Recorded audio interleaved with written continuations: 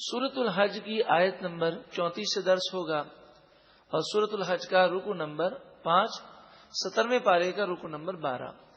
وَلِكُلِّ أُمَّةٍ، اور ہر ایک گروہ کے لیے، جعلنا منسکن، ہم نے قربانی مقرر کی، لِيَذْكُرُوا اسْمَ اللَّهِ عَلَى مَا رَزَقَهُم مِّن بَهِيمَةِ الْأَنْعَامِ، تاکہ یہ لوگ اللہ کا نام ذکر کریں ان جانوروں کو ذبح کرتے وقت جو جانور اللہ نے انہیں روزی دی، یعنی جو جانور بہیمۃ الانعام، بے زبان جانور اللہ نے انہیں کھانے کے لیے دیے، ان جانوروں کو ذبح کرتے وقت وہ اللہ کا نام ذکر کرے۔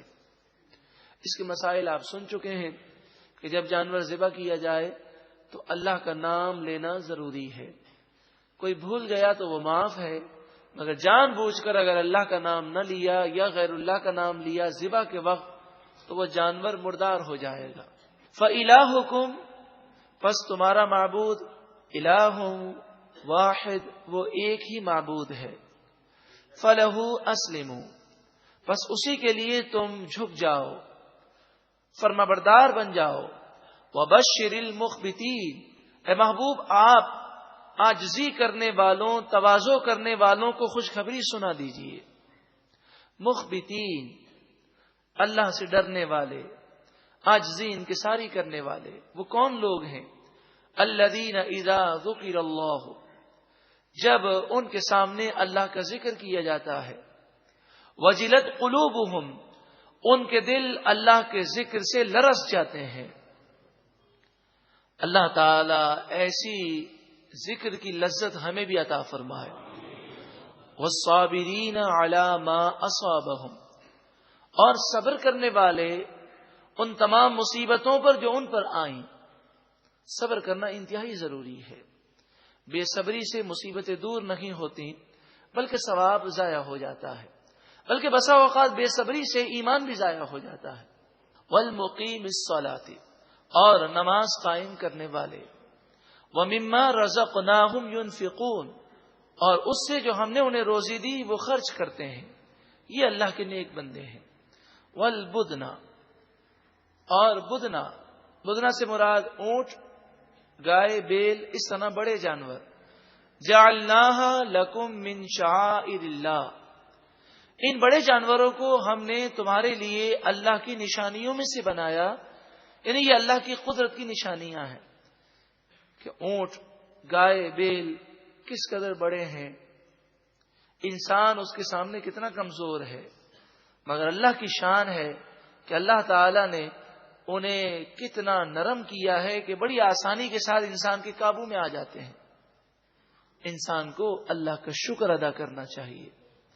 لکم فیہا خیر، ان میں تمہارے لیے بھلائی ہے، دنیاوی نفع ہے۔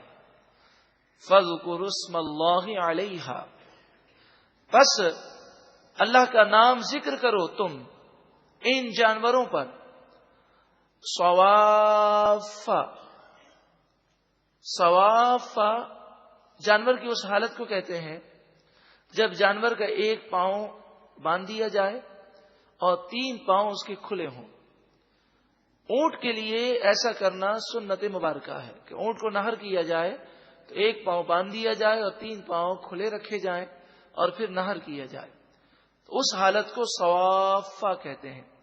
تو اس حالت میں تم انہیں ذبح کرو اور یعنی نہر کرو اور اللہ کا ذکر کرو۔ فَإِذَا وَجَبَتْ جُنُوبُهَا، پھر جب وہ جانور اپنے پہلو پر گر جائیں، جب اونٹ کا نہر کیا جاتا ہے، خون زیادہ بہنے کے بعد وہ گر جاتا ہے، فَكُلُوا مِنْهَا، بس تم اس سے کھاؤ۔ وَأَطْعِمُوا الْقَانِعَ وَالْمُعْتَرَّ، اور کھلاؤ اس شخص کو جو قانع ہے، وہ ضرورت مند ہے لیکن مانگتا کسی سے نہیں ہے، والمعتر، اور وہ شخص جو ہے ضرورت مند اور اپنی ضرورت کا اظہار بھی کرتا ہے، تو دونوں کو تم اس میں سے کھلاؤ۔ کذالک، اسی طرح، سخرناها لکم، ان جانوروں کو ہم نے تمہارے لیے مسخر کر دیا، ایک چھوٹا سا چیتا ہے، اس پر قابو پانا ایک عام انسان کے لیے بہت مشکل ہے. بڑے بڑے بیل ہیں، بڑے بڑے اونٹ ہیں، چھوٹے چھوٹے بچے اس کو چلا رہے ہوتے ہیں بقرعید میں. یہ اللہ تعالیٰ کا کرم ہے. لعلکم تشکرون، تاکہ تم شکر کرو. یہ جانور جو ہم ذبح کرتے ہیں، ان جانوروں کا خون تو زمین پر بہہ جاتا ہے، اور ان جانوروں کا گوشت ہم خود بھی کھاتے ہیں، مسلمانوں کو کھلاتے ہیں. تو یہ جانور ذبح کیوں کیے جاتے ہیں؟ ارشاد فرمایا لن ینال اللہ لحومها ولا دماؤها، اللہ کی بارگاہ میں ان جانوروں کے گوشت اور خون ہرگز نہیں پہنچتے. ولکن ینالہ التقوی منکم، ہاں اللہ کی بارگاہ میں تمہارا اخلاص و تقوی پہنچتا ہے.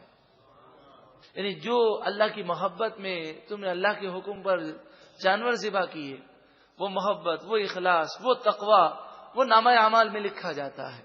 تو اخلاص قربانی میں انتہائی ضروری ہے. بڑی سے بڑی قربانی پیش کی جائے، اگر اخلاص نہ ہو، مقصود نام و نمود ہو، تو پھر ثواب نہیں ہے. مشرکین مکہ جب حج کے بعد قربانی کرتے تو اس کے خون کو وہ جمع کرتے، اور یہ خون وہ مکہ مکرمہ میں جا کر خانہ کعبہ کی دیواروں پر مل دیتے، اور وہ سمجھتے کہ خون بیت اللہ پر لگے گا تو یہ خون پہنچ جائے گا. تو فرمایا یہ خون نہیں پہنچتا، یہ گوشت نہیں پہنچتا، تمہارا اخلاص پہنچتا ہے. اس کے تحت مفسرین فرماتے ہیں بعض لوگوں کی عادت ہوتی ہے کہ جب وہ کبھی بلڈنگ بناتے ہیں اور کوئی تعمیر کرتے ہیں تو بلڈنگ کی بنیادوں میں جانور ذبح کر کے اس کا خون بہاتے ہیں، اور وہ ذہن یہ رکھتے ہیں کہ یہ بنیادیں خون کی پیاسی ہیں، اور خون ہم بنیادوں میں ڈال دیں گے تو آفات و بلیات سے بچیں گے. یہ ہندوانہ ذہنیت ہے. ہم اللہ کی راہ میں جب قربانی کرتے ہیں، جہاں کہیں بھی کریں، یہ قربانی مقبول ہے تو ہر صدقہ اور ہر خیرات بلاؤں سے اور بیماریوں سے بچاتا ہے. اسی طرح کالا بکرا، یہ کالی مرغی دینا ہی ضروری نہیں ہے، آپ وہ بھی دے سکتے ہیں.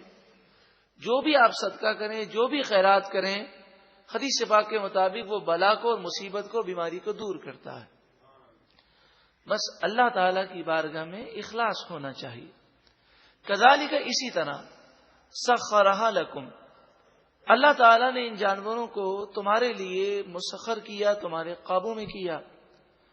لتکبروا اللہ علی ما ہداکم، تاکہ تم اللہ کی بڑائی بیان کرو، یعنی بسم اللہ اللہ اکبر جو پڑھا جاتا ہے، اس بات پر، اس کے شکرانے میں کہ اللہ نے تمہیں ہدایت عطا فرمائی. یہاں ہدایت سے مراد جانور کو پالنے، اسے گرانے، اسے ذبح کرنے کا عقل و شعور عطا فرمایا. وبشر، اور خوشخبری سنائیے، المحسنین، نیکی کرنے والوں کو. ان اللہ یدافع عن الذین آمنوا، بے شک اللہ تعالی ایمان والوں سے بلاؤں کو دور فرما دے گا. یہ اللہ کا فضل ہے کہ نیکی کی برکت سے مصیبتیں آنے سے پہلے ٹل جاتی ہیں. ان اللہ لا يحب كل خوان کفور، بے شک اللہ تعالی ہر خیانت کرنے والے ناشکرے کو پسند نہیں فرماتا. خوان خیانت کرنے والا، کفور ناشکرا.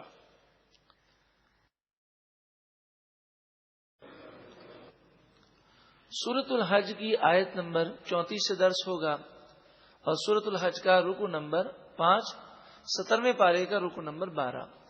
وَلِكُلِّ أُمَّةٍ، اور ہر ایک گروہ کے لیے، جعلنا منسکن، ہم نے